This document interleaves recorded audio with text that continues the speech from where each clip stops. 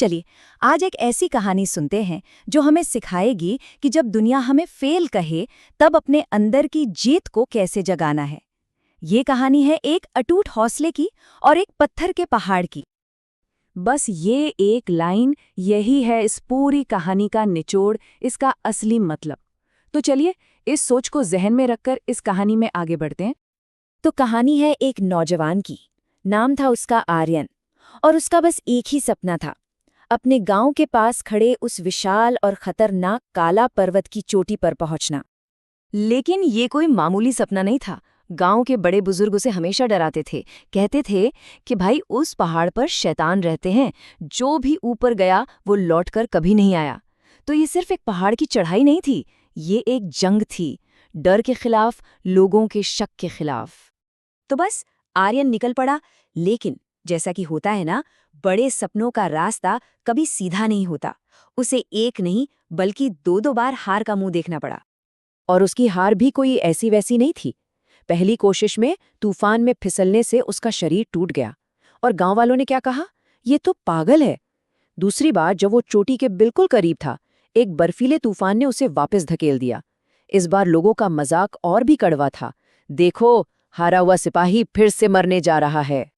और शायद यही सबसे बुरा था। जब वो दूसरी बार लौटा तो लोगों का मजाक वो दया में बदल गया। और किसी भी योद्धा के लिए नफरत से ज्यादा जहरीली चीज होती है दया।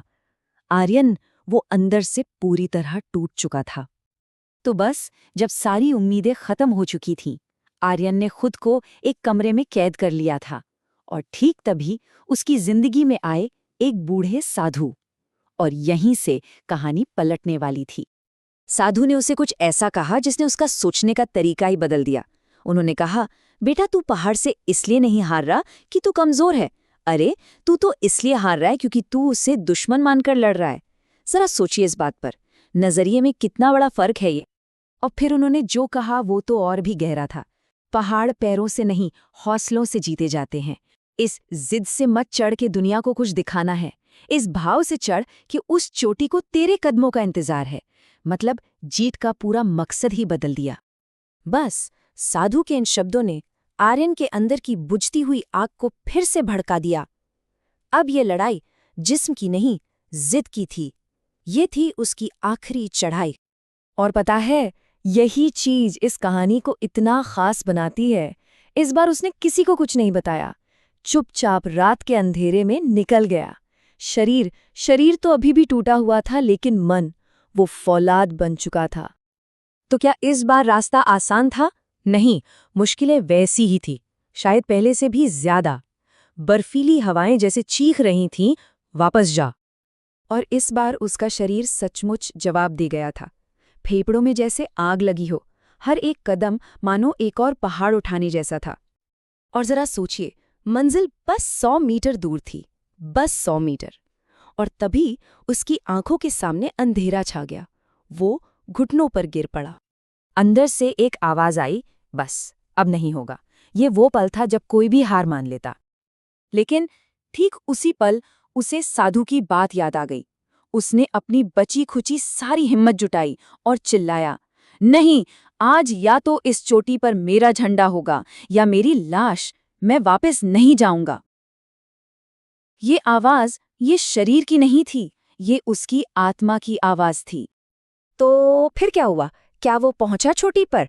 और अगर हाँ, तो असली जीत थी क्या? हाँ, वो शिखर पर था। ऊपर खुला आसमान, नीचे बादलों का समंदर।